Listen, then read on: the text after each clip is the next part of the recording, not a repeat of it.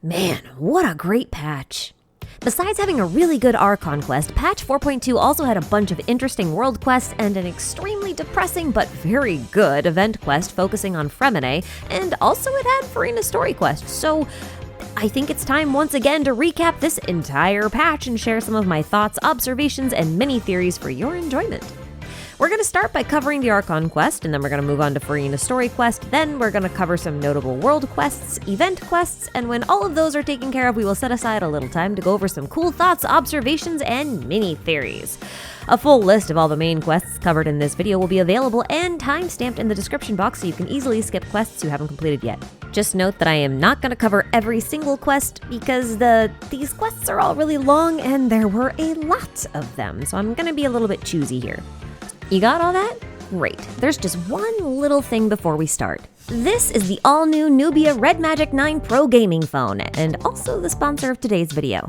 I've been using the Red Magic 8 for about a year now, and I've been very impressed with it, but the Red Magic 9 took an already excellent phone and made it even better. They added the latest Snapdragon 8 Generation 3 processor for a really nice boost to performance, and as a bonus, it even uses less power, which makes an already long-lasting battery last even longer. Seriously, these phones could already run games like Genshin and Star Rail for way longer than my Nintendo Switch can run undocked with like Tears of the Kingdom. And now it only takes 35 minutes to get a full day's worth of game juice in. There's no real need to worry about anything overheating either because they've upgraded the ICE 13 cooling system, which keeps temperatures nice and level. And that's really great for getting rid of sweaty palms, sure, but heat is the enemy of the microchip, so having lower internal temperatures means that your hardware will last longer. And speaking of hardware, one thing I really like about the Red Magic 9 is the fact that they moved the back-facing cameras and they made them completely flush with the rest of the phone. It seems like such a really tiny thing, but the touch-sensitive shoulder triggers are one of the core features of the Red Magic phones that really give you that game controller experience, and the camera bump often got in the way of that grip, at least for me. But that is not a problem with the Red Magic 9. And none of these improvements come at the cost of Red Magic's classic features like dual speakers, a real headphone jack, rumble support, no latency screencasting, game space, game manager, customizable shoulder triggers, plugins, and so much more. And it's still at a really accessible price point. So if you're looking to upgrade your phone, now is the best time. The Red Magic 9 Pro gaming experience is available now as of December 19th, 2023. Just head on over to the Red Magic website or follow my link in the description to pick one up for yourself. So thanks again to Nubia for sponsoring this video, and now let's just dive right into the Archon Quest. But listen, this quest is a little over 6 hours long, so I'm gonna skip the play-by-play and just stick to the highlights, okay? The first big event in this quest is the Flooding of Poissant, an event I really wish was an animated cutscene because it would have been so dang cool. Arlecchino really proved her desire to save the people of Fontaine here because she was one of the first to reach Poissant and to help with the evacuation. But the waters rose so fast that not everyone made it out alive. A lot of people, including Navia's close attendants, Malus and Silver, were dissolved by primordial seawater. And this event was proof that the events of the prophecy were finally starting to come to pass. Time was running short, so Arlecchino decided to share some intel with the Traveler about a nearby ruin that might help with stopping the prophecy, so the Traveler and Navia agreed to investigate. This should be a normal trip, but things get a little weird. On the way to a tower, a bridge crumbles and Navia falls into the primordial seawater, and that really should have just been the end of it for her. But instead, she finds herself on trial.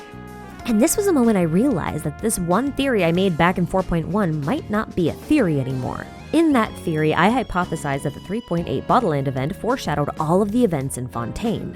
And if that were true, that meant that every native Fontainian would have had to have been an Oceanid or a Hydro Eidolon. And at the time, this idea was like really far out there, and I didn't actually think Hoyo was gonna come out and be like, oh yeah, no one here is human, actually. And then they did exactly that. And this scene is where I realized that. Because it turns out this courtroom scene, while seemingly random on the surface, was actually a representation of the collective consciousness of an Oceanid. Oceanids can freely merge and split with each other, so this scene was all of the merged consciousnesses deciding whether or not they wanted Navia to become one with them. Notice how the arguments Malus and Silver make are about how Navia is too independent. By emphasizing that she is not a team player, the collective consciousness of the Oceanid rejects her, and then Malus and Silver, who have retained some sense of self and their memories, are able to save her before she can completely dissolve. And then to really drive home the point, Neuvillette flat out says that Navia was saved by 2 Oceanids. Rest in peace, Melusan Silver, you'll be missed. But at this point, I was sweating because on one hand, holy cow, I think that bonkers idea I had was right. And then on the other hand, I'm sitting here like, but how? Why? I don't understand. And yes, I'm still angry thinking about the human-oceanid interbreeding biology challenges for Fontainian people who marry outside of Fontaine. But hey, lucky for me, the answers to at least some of my questions, like why is everyone an Oceanid, were about to be answered. The slates the crew finds at the top of the ruined tower, combined with the missing one that Freminet finds later on during Furina's trial, all explain how the people of Fontaine came to be this way in the first place. That story begins thousands of years ago, when the Oceanids of Fontaine marveled at life on land and begged the Hydro Archon Egeria to help them become human. So Egeria was like, okay, I'll do that, and then committed the original sin. She pumped the veins of the Oceanids full of primordial seawater and reshaped them into humans. But the big problem with this is that Egeria's control over the primordial sea was insufficient. This power over the primordial sea was not hers originally. After all, she was just a stand-in for the Hydro Dragon, who was the true ruler of the primordial sea. See, originally Teyvat was ruled by dragons, and the Hydro Dragon was the literal heart of the primordial sea, which is where all life came from initially. When Celestia came and stole the authorities of the dragons, they also killed the Hydro Dragon and then created Egeria to function as the heart of the primordial sea in his place. Now, her lack of control over the primordial sea did not allow her to turn Oceanids into true humans. Instead, they existed as some sort of hybrid halfway between human and Oceanid, and this is why they lose their human forms when they come into contact with the primordial seawater. Now, rather than say Celestia punished Egeria for her supposed sin by issuing the prophecy of destruction, I think the prophecy they issued was more of a warning than it was a punishment. I do think Celestia was angry that Egeria had used the primordial seawater improperly, but I don't think that the creation part was the problem. I think the problem was the fact that she used the primordial seawater at all. I think the sea was always meant to stay hidden because it's a precious resource, and waving it around irresponsibly could draw the attention of the Star Beast. And that's exactly what happened. The all-devouring narwhal is, in fact, a star beast. Actually, in Chinese, I think its name isn't all-devouring narwhal, but star-swallowing narwhal, which is equally fitting. Especially since it has all of these associations with black holes, which, swallow everything in space. Anyway, the narwhal's only goal is to grow by drinking primordial seawater. Star beasts are first mentioned in the Nymph Stream artifact set, which does talk a bit about Fontaine's prophecy. The line in question basically says that the star beasts drink the amniotic fluid of planets, and primordial seawater is called the amniotic fluid of the world, and since the narwhal is drinking the primordial seawater, then the narwhal must be a star beast. So I think the primordial seawater in the veins of the Fontainians make them prime targets for a star beast's snack time because they want to consume all of the primordial seawater.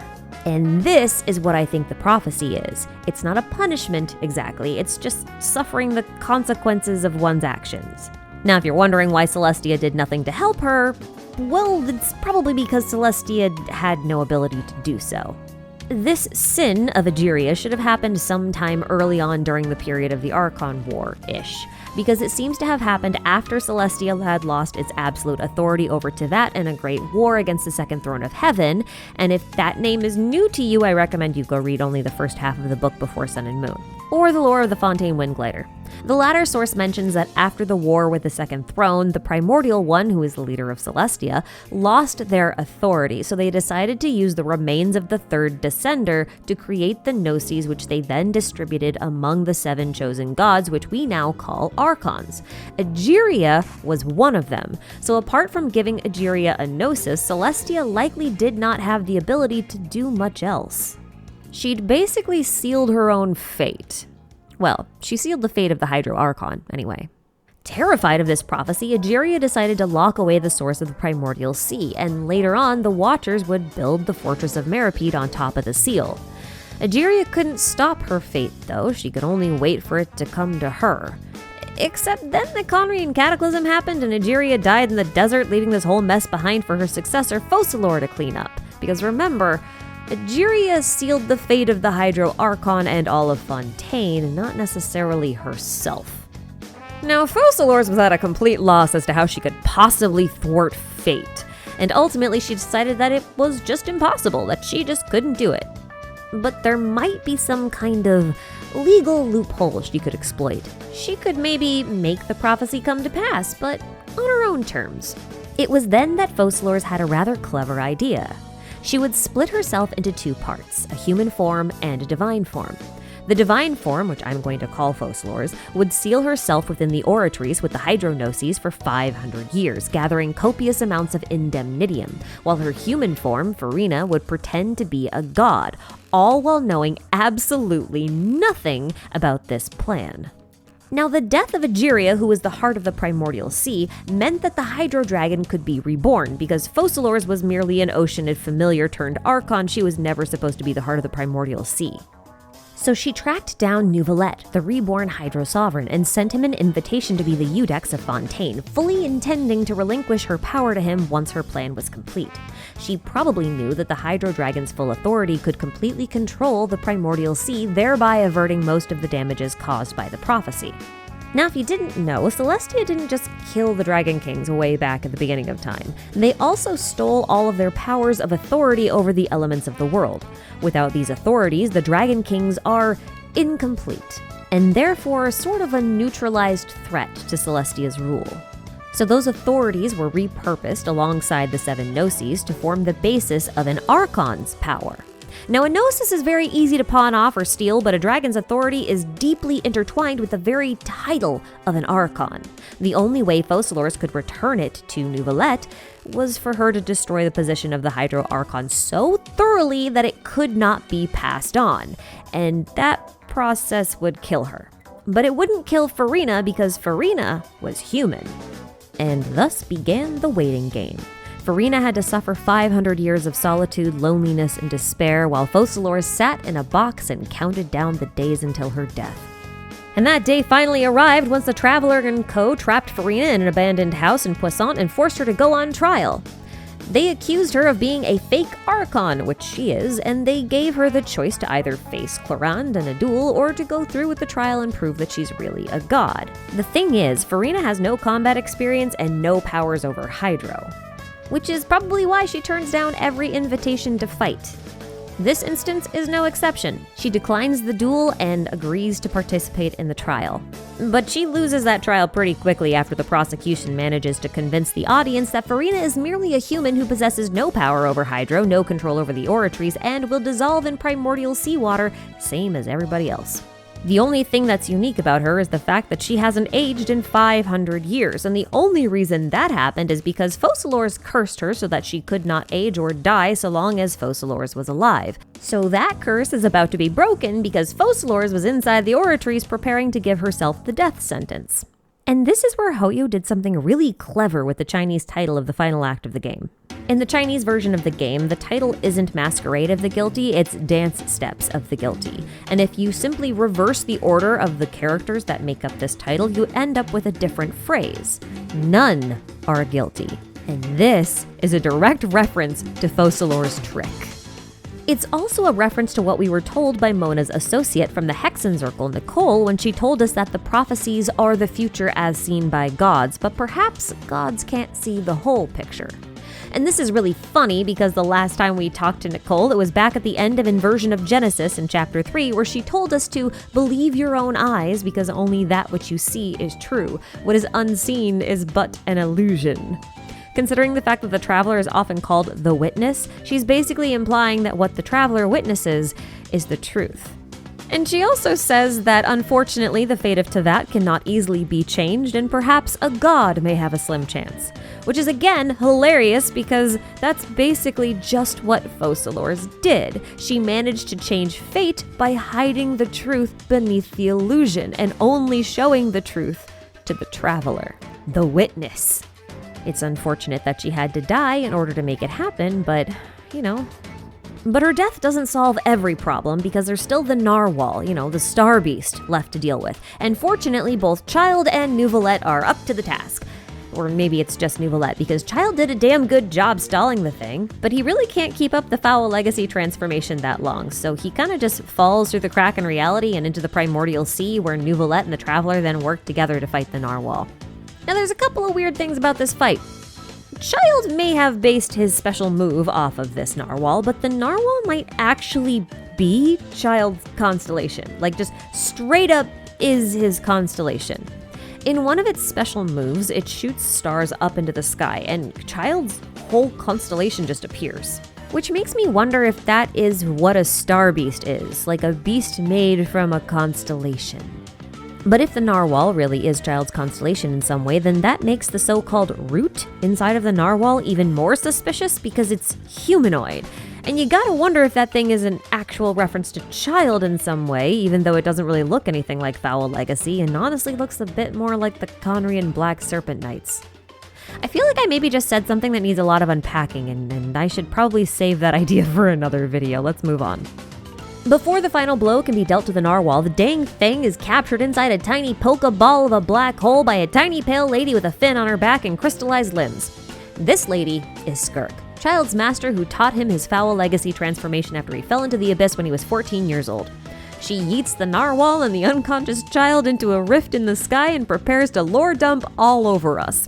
She tells us that the Narwhal is her master, Sertologi's pet, and she is not fond of it. And no, Sertologi is not Rhindaughter. I've heard a lot of people say that he is, so I wanted to clear that up right away. Rhindaughter and Sertologi merely share a similar ideal, so Skirk's intention by listing off those names was merely to put him in a similar category as Rhindaughter. And if you don't remember who Rhindaughter is, she's Albedo's mom, a Conrian alchemist, and a member of the Hexen Circle who created the Rift Wolves, allegedly. Actually, maybe that's why the Rift Wolves look a bit like the Narwhal to me. Maybe Rhindaughter was trying to make a star beast. Food for thought. But the most important thing that Skirk says is about the Gnosis. She calls it the remains of the third descender, as well as an object of misfortune. This is something that Dottore also says to Nahida during Chapter 3, although the descender part happened off screen, so we don't know exactly what he said. But that does mean that the Fatui probably know exactly what the Gnosis are. In fact, it might be possible that the Fatui are trying to reconstruct the third descender in a similar fashion to how the Abyss Order is trying to build an artificial god out of a statue of Seven, a field tiller, and the limbs of a Sile. I have thoughts on which plan I think is better thought out. Now there's a lot I can say about the Gnosis and the third descender, but I've kind of already made a whole video on it, which you can watch either right now or right after this video. I will leave a link in the description if you're interested, so don't forget about it, okay? The rest of this information that Nouvellette shares with the Traveler at the very end of the quest, we're going to talk about at the end of the video. How fitting! But the quest basically ends with Skirk promising to return at some point with more information, or to send Child with that information. The instructions are a little bit unclear. And so she departs, the sea levels recede, the people of Fontaine are saved by Wriothesley and his nuclear boat, Nouvellette becomes the governor of Fontaine, for lack of a better term, and Furina gracefully retires. Well, at least until her story quest. Furina's story quest actually does a pretty good job of showcasing her challenges. Not only does she have to learn how to live on her own, but she has to figure out exactly who she is now that she's free to exist without pretending to be a god. And that's just a tough thing for anybody to figure out. So the first thing Furina decides is that she will never act on stage again. She's tired, burned out, and wary of the stage and everything it represents because, I mean, it was basically a prison for her for years. Why would she ever want to go back there? So when the Traveler and Paimon approach her and ask if she wants to help a small theater troupe with their performance, she is vehemently against it.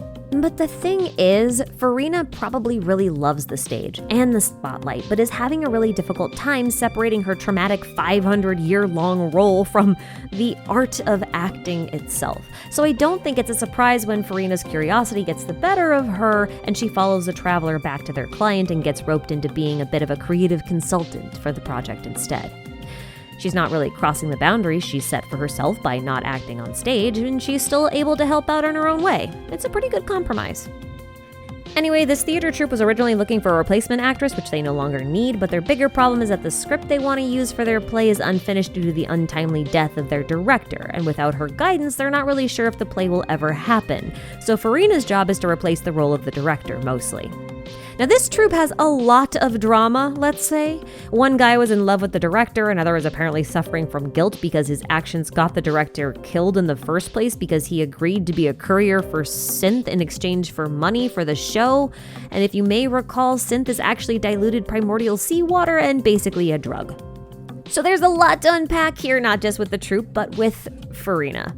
Witnessing the struggles of these people she promised to help forces her to kind of confront herself in a lot of different ways, and that leads to her opening up to the Traveler quite a bit. She talks about how she finally got the freedom she craved, but how she realizes she's afraid that this freedom means she's no longer needed. So even though she got what she wanted, she's still incredibly lonely. It didn't really solve anything. Now, this theme of loneliness is one that carries over into the play, which is pretty much a riff off of The Little Mermaid, but with an Oceanid in its place. And, of course, some minor modifications.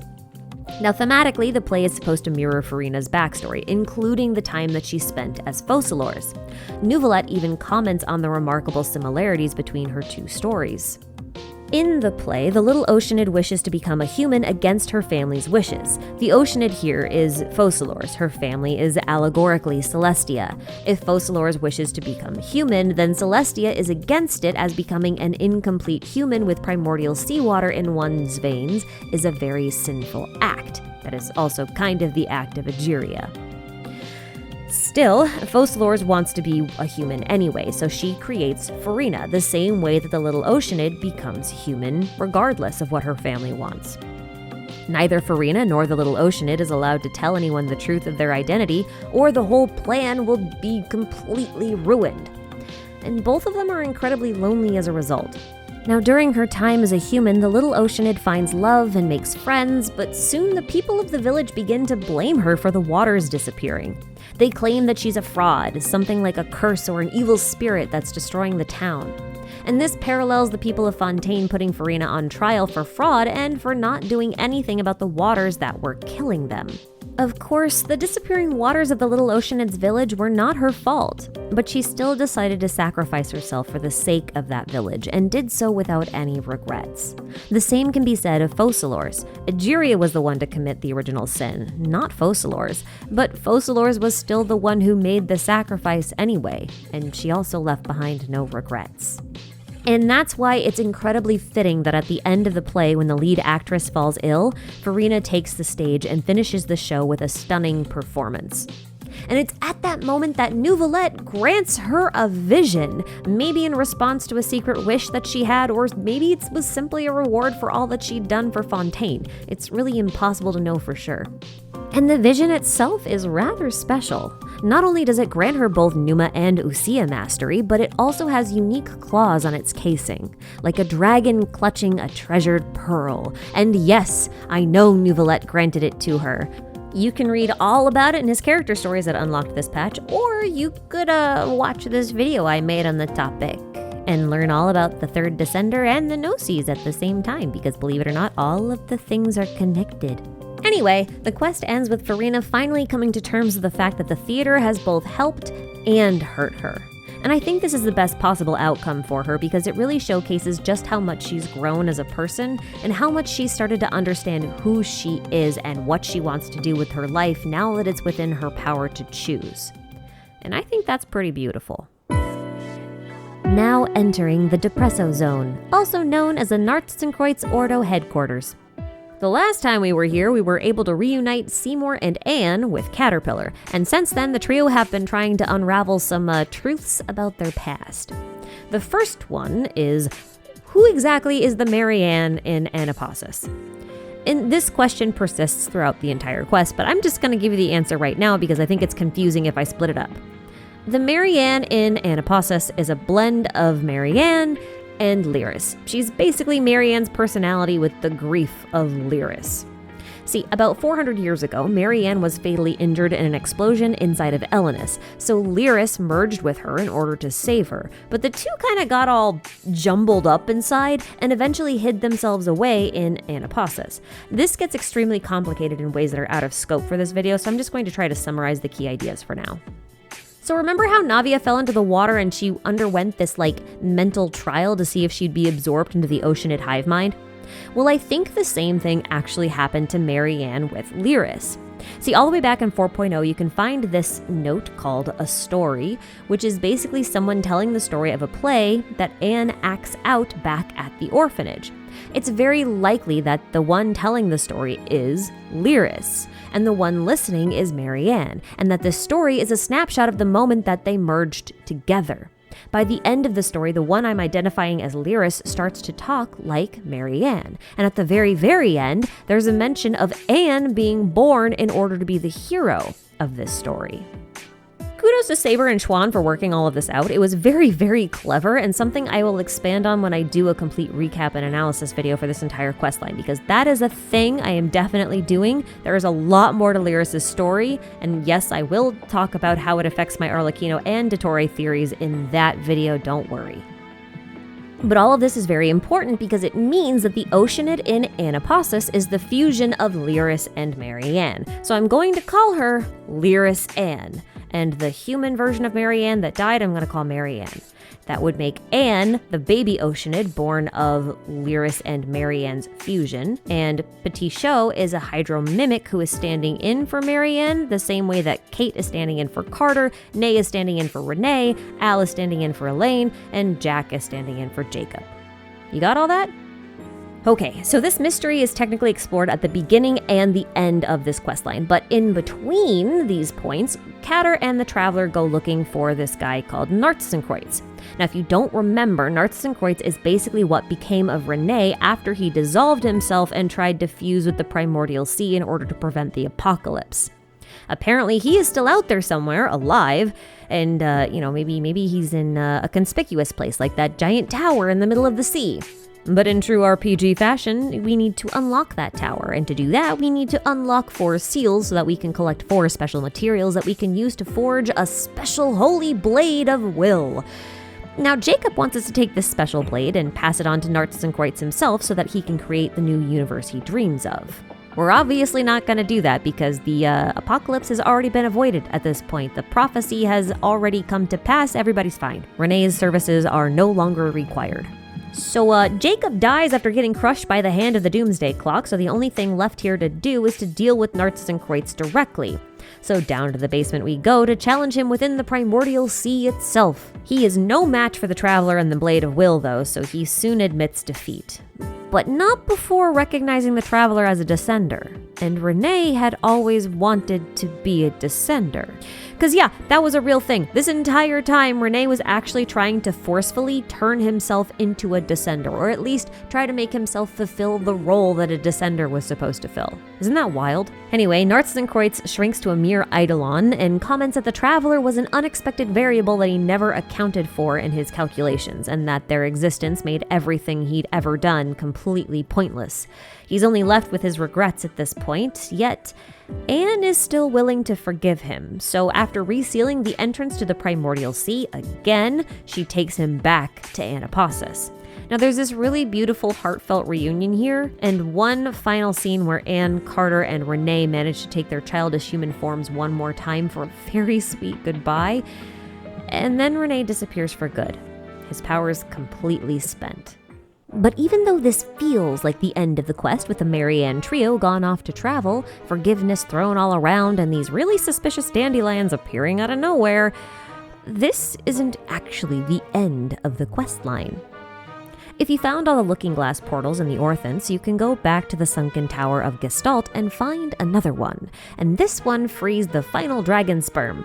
And it'll warp you back to the world inside of Renee's Book of Revelations, where you're gonna find Canatilla playing with that little doggy that used to look like a rift hound. The dog talks to you this time and then pushes you out of the book, so you gotta wait 2 days and try again.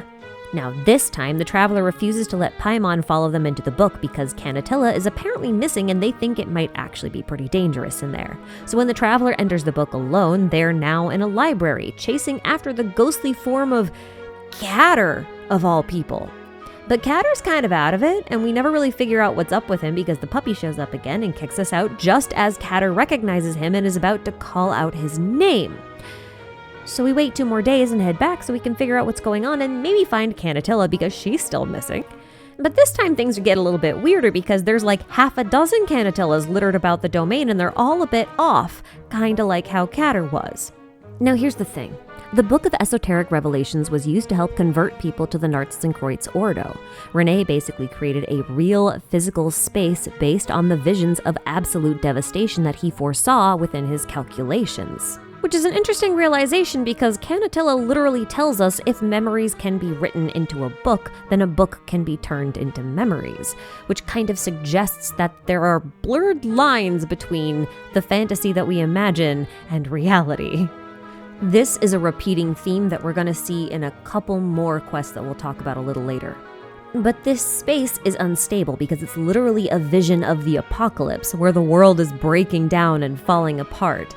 But it's also still a very real space that may be located somewhere in the abyss, which does make me question the nature of the abyss itself, if it's just like a space entirely made of fantasies and delusions. And you know what? I don't want to talk about it right now. But René also hypothesized that people only viewed the world through their own lens. And if you think back to Fontaine's themes of illusions being on the surface while the truth lurks beneath, then it kind of starts to make sense why Canatilla saw this space as a beautiful forest full of flowers.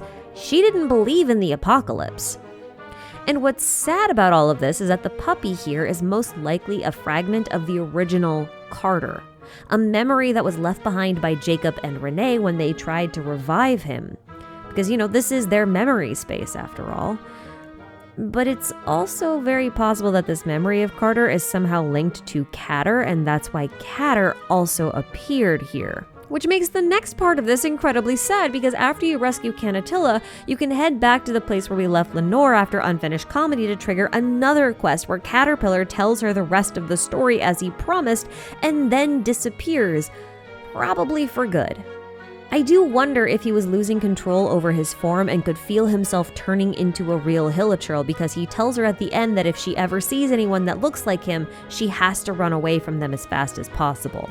Meaning he's probably never gonna come back again, and if he does, it's not gonna be as a friend. His fate may really be tied to that of the puppy within the book. Both of them might vanish when the space within the book finally collapses. And that is the final ending of the Narzissenkreuz questline, which I will grossly overanalyze in its own video, which I will link in the description when it's out. So let's move on and talk about some smaller quests, and also some neat things that I noticed while playing that I want to share. If you've been doing your weekly bounties, you probably stumbled across this quest to find the stolen Steambird mascot. Basically, the quest is following around a Melazine who took a lie-detecting Gardamek named Curve from an evidence locker in order to hunt down the Steambird.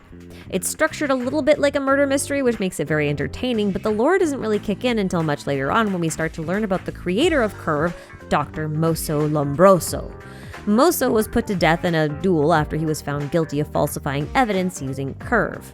Now, the little Melazine Talushard wants to help Curve overcome his safety protocol so that he can lie like a human, because apparently that would mean he can surpass the limits of his programming and become human himself. I'm not too sold on her logic, but Curve does say a couple of interesting things about how lies can mold reality, and that is why he has safety protocols in the first place.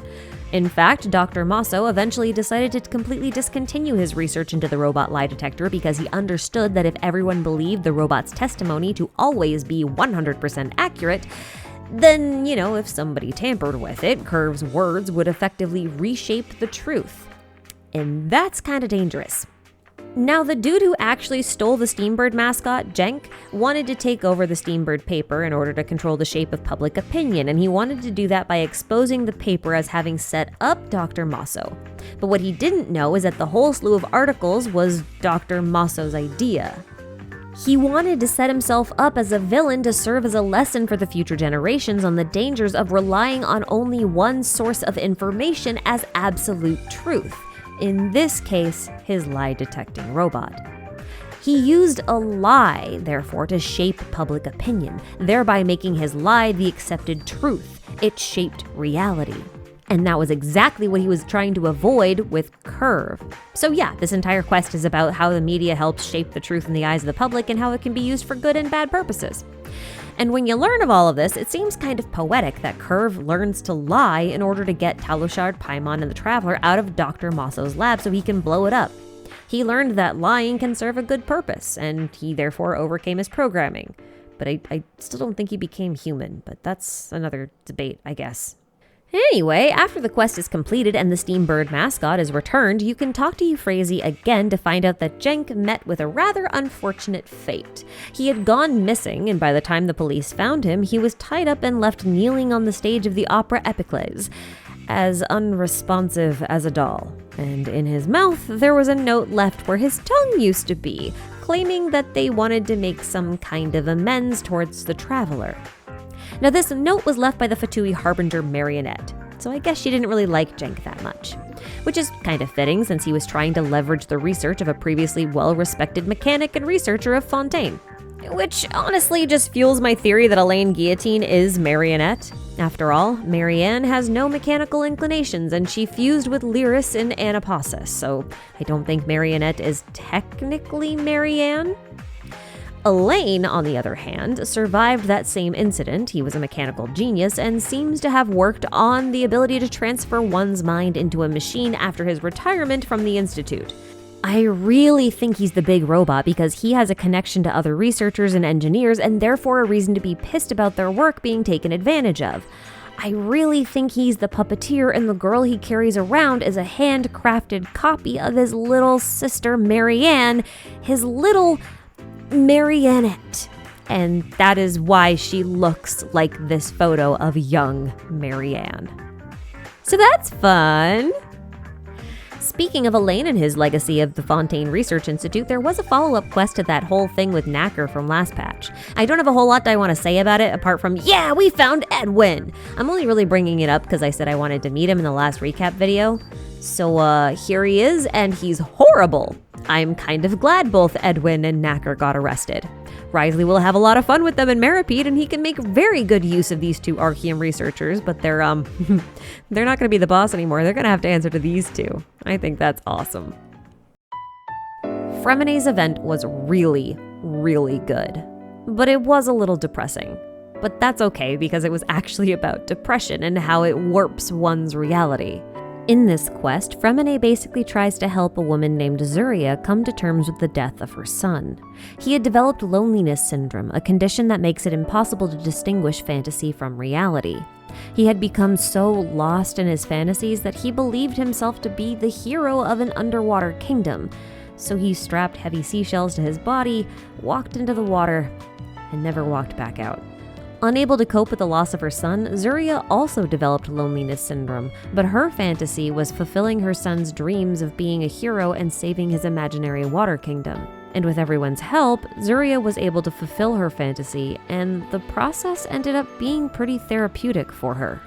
And I think there's an interesting discussion to be had there. Indulgence in one's fantasies can lead to severe consequences, as they can detach someone from reality, but those same fantasies can also be therapeutic. They can help people learn to cope with the harsh realities around them. I mean, isn't that why we read books and play games like Genshin? These fantasy spaces give us safe ways to sort through all of the difficult things in life. They allow us to learn how to empathize with the experiences of others. They help us better understand ourselves, and they help us find answers when reality leaves us with nothing but questions. For example, the fantasy of Zuria gave her a chance to actually tell her son that she loved him, and to say goodbye, which is exactly what she needed in order to move forward with her life. Reality couldn't give her that. Now, it may not be super obvious, but the themes of this event and the themes of the Steambird quest are actually kinda similar. Lies are fantasies, in a way. They can both shape reality depending on how they're used, for good and for ill. You could even extend this to cover the whole idea behind delusions and visions. Delusions being the fantasy or the lie, and visions being the truth or reality. And the more I think about it, the more I realize that you kind of need both. You need that ability to dream, and you need that whole groundedness in the real world. But more than that, you really need to keep those things in balance, and I think that's something we should all keep in mind. Anyway, this event story was short, but also incredibly sweet, and I think it made a lot of people cry. So I hope you guys enjoyed it as much as I did. And now it's time to get a little bit weird. At the beginning of Chapter 4, Lynette tells us about Fontaine's ritual of praying for children at the Fountain of Lucine. And we know now that this ritual actually did make the people of Fontaine pregnant, because they were half-oceanid people and therefore had their own methods of reproduction. In fact, Neuvillette confirms this at the end of Act 5. And all of this made me realize that now that they're actually human flesh and blood for realsies and no primordial water in their veins, there's about to be a lot of unexpected pregnancies in Fontaine, and a lot of people are about to learn some very interesting lessons on human biology. And that is all I'm gonna say on that. But hey, sound the alarms. For the first time in Genshin's history, the current and previous Archons look nothing alike.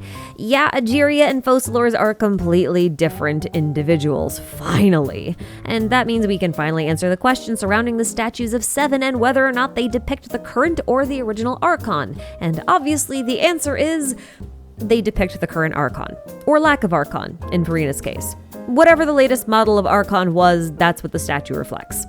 Keep this in mind when we're going to Natlan, because surely Hoyo can't pull another twinning incident there, right? Right? Speaking of Natlan, though, I actually can't believe we finally got some more Natlan crumbs. I can't help but feel like they've been a little bit misinterpreted by the community at large, though. Neuvillette said that the bishops of Natlan have undergone years of evolution, and many of them have entered a form of coexistence with humanity. But I've seen a lot of people twist these lines to mean that there are literally dragon people in Natlan. Now, don't get me wrong, there definitely could be, but that's not what he said. Maybe there will be some Melazine-ish characters in Natlan, or maybe some full-on dragon people like Neuvillette. But it's equally possible that we're just gonna see bishops within towns or fighting alongside humans in combat. I just think it's something to keep in mind. Temper your expectations, I guess. So, a fun fact about sunflowers, they are often used in nuclear fallout remediation projects. They're very good at absorbing radioactive metals and storing them in their leaves and stems, so if you think about the fact that Fontaine has a lot of nuclear reactor references, including the fact that Archeum is basically just fantasy uranium, the sheer amount of sunflowers everywhere is kind of on the nose. In addition to this, patch 4.2 finally gave us page 10 of the Book of Revelations, and on that page, Renee pens the words, "I am become Narzissenkreuz," which is hilarious to me because that is a direct reference to Oppenheimer, who said, "I am become death, destroyer of worlds," in the context of him developing atomic bombs. It's even more fitting because the only flower found within the world of the Book of Revelations is a sunflower. So maybe the place is radioactive. I don't know. On the subject of sunflowers, though, you guys remember those little red dragon spermies that came out of the chests in those looking glass areas and kind of floated and landed in the sunflowers? Do you know where those actually ended up? They ended up here, circling the heart of Elenus. And this is why I call them dragon sperm, because not only do they have horns, but they are literally chilling around a dragon's heart. This makes me wonder if they're actually like Melazine ghosts or something, because that would certainly explain why they feature in Canatilla's quest. They might have been trying to help or guide her, and if that theory ends up true, then they kind of remind me of Apep's little fungi familiars and how they turned into little motes of light that were absorbed by her heart. And one last thing. Remember this chicken mushroom skewer where Paimon was all like, "Hey, is this foreshadowing?" It was, but not for the end of the quest line where you fed one to Canatilla to calm her down. That was a red herring. See, chicken mushroom skewers are actually the specialty dish of Kaya, a bona fide Conrian whose nation's research is what Renee based his entire philosophy on. That in itself is just kind of a fun fact, but Kaya's favorite drink is called Death Afternoon, which is based on a real-life cocktail of the same name, which is made with absinthe. And absinthe is what synth is based on in Fontaine. And synth, if you remember, is just diluted primordial seawater. So Kaya apparently likes drinking primordial seawater, I guess, diluted. That's weird. That's weird, a little bit weird. Is he a star beast? Suspicious. But the thing is, apparently Kaya's chicken mushroom skewers get their unique fruity scent because he soaks them in the Death Afternoon cocktail. So he soaks them in primordial seawater, I guess? Maybe not literally, but I am suspicious of everything at this point. Sometimes I just find the connections in this game to be absolutely absurd and I don't know what to do with them. Okay, I think I'm all tapped out for now. Let me just say thank you all so much for watching and sticking with me to the end of the video. I really hope you enjoyed this patch because there was a lot in it and a lot to digest and a lot to unpack. A quick shout out and thank you to all of my special channel members who wait oh so patiently for me to make these videos that are forever getting longer and longer and longer and longer. So yeah, thank you for supporting me, and thank you, dear viewer, for watching. I've definitely got more videos on the way, so stay tuned for that. Whatever you do, take care, guys, and I'll see you in the next one. Bye-bye.